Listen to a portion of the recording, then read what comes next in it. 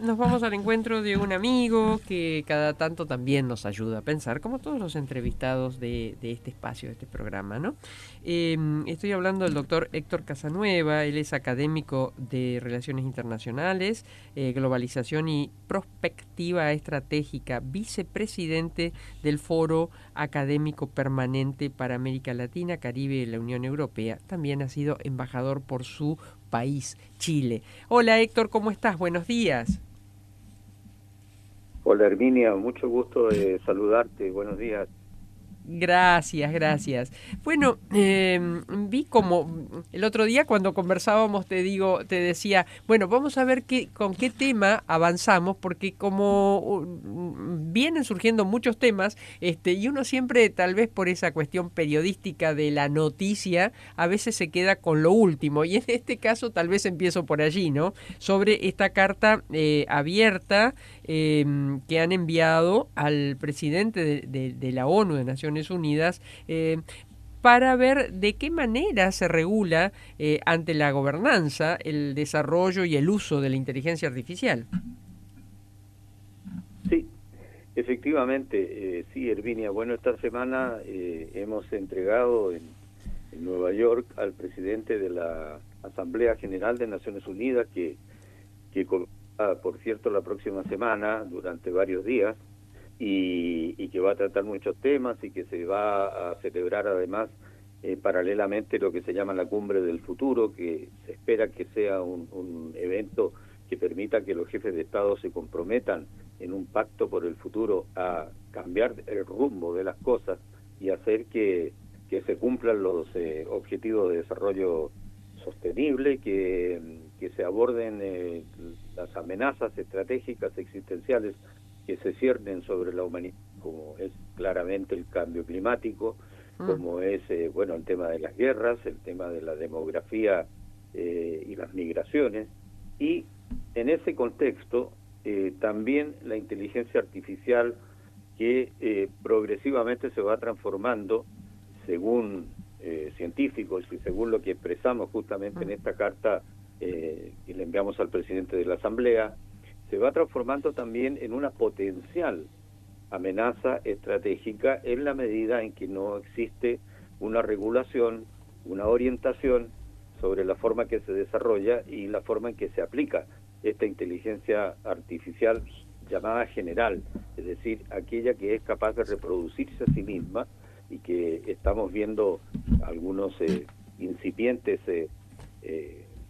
desarrollos de esta general a través, por ejemplo, del ChatGPT y eso que yo creo que la mayoría de los auditores ya la conocen. Entonces hemos mandado esta carta, es una carta firmada por 230 académicos, científicos, empresarios, artistas, etcétera, diciéndole, mire, está muy bien que la ONU haya sacado una resolución sobre inteligencia artificial que es orientativa, pero que no es vinculante, que no es preceptiva para los estados.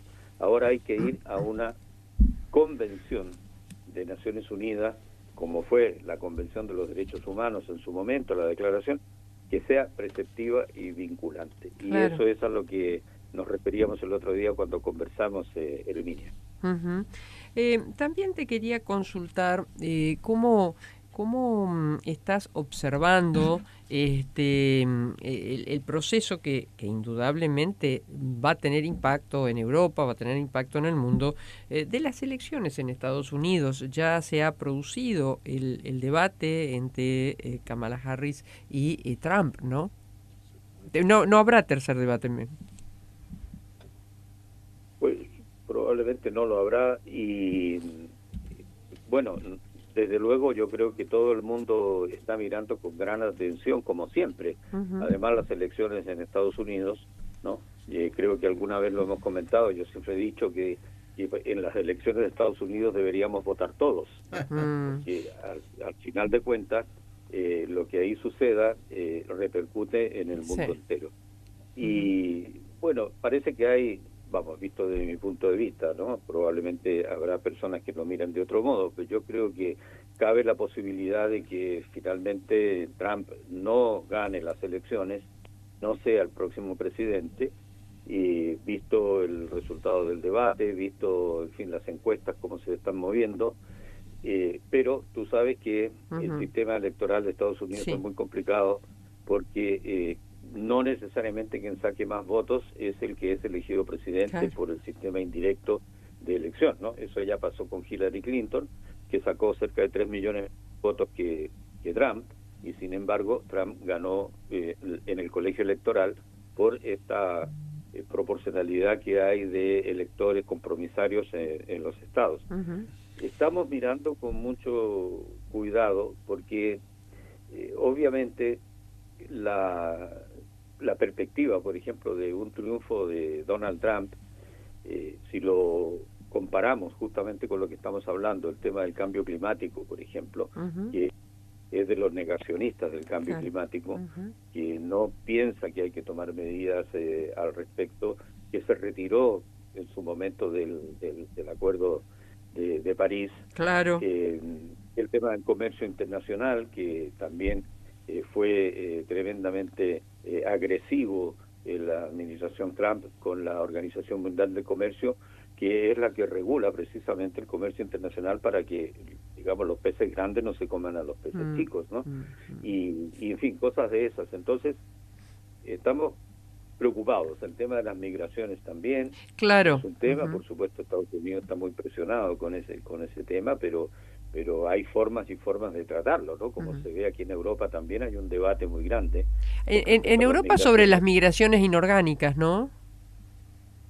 Claro, porque, y además, mira, esto efectivamente es un tema humanitario, es un tema económico, comercial, geopolítico.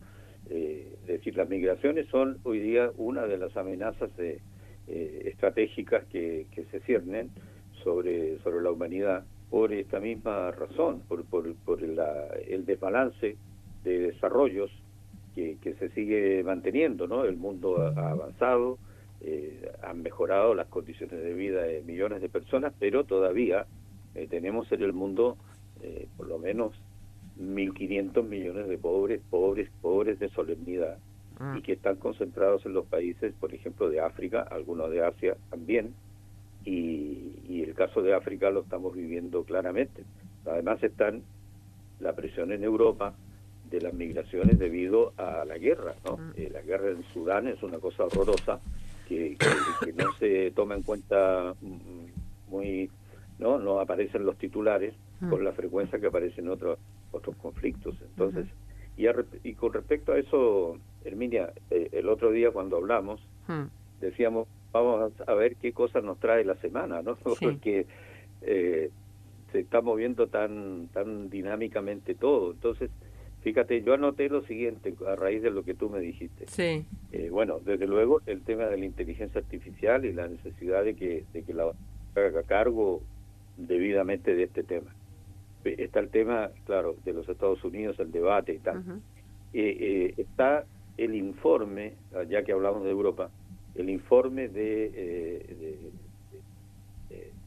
Draghi, que fue presidente en su momento y un político, ¿no?, italiano importante, que se le encargó un informe sobre el futuro de Europa y sobre todo sobre el futuro de la competitividad europea vis a vis la disputa de hegemonía entre China y Estados Unidos en todos los campos, en el campo económico, el campo tecnológico, el campo de las comunicaciones, etcétera. Y ese informe es un informe lapidario en cuanto a que Europa se está quedando atrás y que si sigue en este curso de acción sin tomar las medidas del caso, se va a quedar a la deriva y va a finalmente terminar siendo, no sé cómo decirlo, bueno, gráficamente el jamón del sándwich, ¿no? Te consulto sobre eso. América Latina. Bueno, te consulto sobre eso. ¿Puede pasar que en países como los nuestros, especialmente como Argentina, que tiene una gran extensión territorial, haya una migración nuevamente, dado estas situaciones? ¿Tú dices sobre la migración europea? Sí, hacia territorio como el argentino, por ejemplo. Mira, muy interesante lo que me dices. Yo la verdad que no lo había pensado, pero ahora que lo dices, sí, o sea, si Europa en un momento determinado empieza a quedar a la deriva y se empiezan a perder oportunidades para los jóvenes, especialmente, sí, podría ocurrir. Y justamente el informe Draghi apunta a que no ocurra eso. El informe apunta a la competitividad europea, a hacer las A rescatarla, inversiones del claro. caso, para la transición digital, muy importante en su disputa con China, para la transición ecológica, muy importante de cara al estado del bienestar europeo, y esa transición geopolítica que busca instalar nuevamente Europa dentro del mapa de los actores relevantes, ¿no? Entonces tenemos también esto que para América Latina es importante, porque al final de cuentas la relación con Europa es, yo diría, más importante todavía que la relación con Estados Unidos, ¿no? En la medida que con Europa tenemos una relación comercial y de cooperación y de desarrollo tecnológico y universitario muy fuerte, y que además nos permite equilibrar nuestra relación con los Estados Unidos, ¿no? Ahora, tenemos también, esta semana hemos tenido la situación de Venezuela, que bueno, se sigue involucionando, por decirlo así, Sí. cada vez con más conflictividad en materia de derechos humanos, derechos civiles, etcétera, y además el golpe que ha significado el exilio del candidato ganador de las elecciones, ¿no? González, que está en Madrid en este momento, que finalmente tuvo que salir del país porque estaba amenazado, refugiado en la embajada española, finalmente, y está ahora en Madrid, y eso de alguna manera significa un duro para la oposición por el carácter simbólico que este exilio tiene. Sin embargo, ya hay más de 50 países de las Naciones Unidas, los más importantes, por decirlo así, que están reclamando que se presenten las actas de las elecciones que el madurismo no ha querido presentar porque no tiene cómo justificar el triunfo. Entonces tenemos esa situación que presiona sobre todo a América Latina, desde luego, ¿no? Tanto por la migración venezolana, más de 8 millones de venezolanos han salido del país, ¿no? Y por otro lado presiona desde el punto de vista político, porque la disputa con Brasil ahora es muy fuerte. Venezuela está, en fin, madurismo, mejor dicho, está peleando también con Draghi, incluso con Boric. No nos olvidemos que hizo salir a varias delegaciones de Caracas, entre ellas la delegación de Chile, por ejemplo, a todos los diplomáticos. En fin, hemos tenido lo de Ucrania también, que es una situación estancada, donde el presidente de Ucrania sigue pidiendo apoyos más francos de parte de Occidente, pero que al mismo tiempo se está enquistando esa guerra en un tema de más alcance, que también nos va a tocar a nosotros, porque Ucrania mira hacia América Latina a ver cómo puede ayudar a América Latina en este proceso, y en América Latina la mayor parte de los países miran para el lado, ¿no? Y eso es un problema también general, en fin.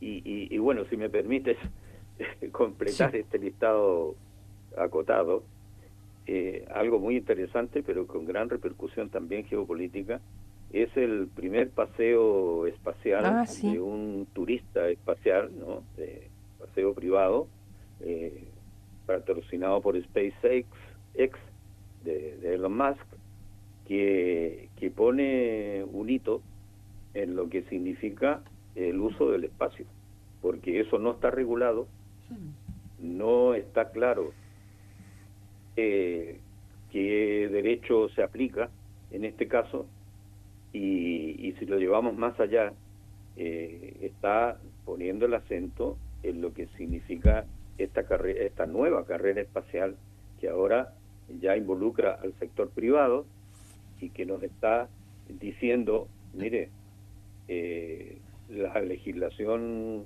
internacional en materia de espacio está completamente obsoleta, atrasada. Ahora hay privados que están llegando también a, digamos, naves privadas, como el caso de las de Elon Musk, a Marte, por ejemplo, también, para explotar recursos sin el permiso de nadie, y eso va a generar unas disputas por esos recursos que se van a definir en la Tierra, y eso nos trae como consecuencia la necesidad también, y eso lo puso también el secretario general de las Naciones Unidas en la agenda de la próxima cumbre del futuro, el tema del uso del espacio. Sí, la verdad que son temas apasionantes y como bien decíamos, ¿no? Es casi que un asombro mata a otro asombro, ¿no? Pero los temas fundantes siguen quedando. Hay una última temita que no sé si tenés opinión.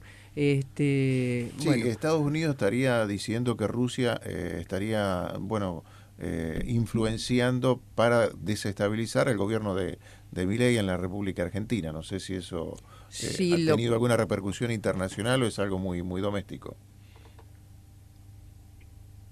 Todavía no lo he visto yo con en esa dimensión. Claro. ¿No? Pero bueno, no extrañaría que también esté alargando su sombra también Putin hacia América Latina y hacia todo aquel que le puede incomodar, ¿no? Claro. Por eso que no entiendo esta cosa de pelearse, de Milei pelearse con España, pelearse con algunos países de Europa, cuando lo que necesita es justamente esas alianzas. Héctor, como siempre, un placer. Muchísimas gracias, Bueno, pues te agradezco, Herminia, el contacto y nada, cuando gustes, ¿no? Claro que sí, siempre nos ayudas a pensar. Muchas gracias. El doctor Héctor Casanueva.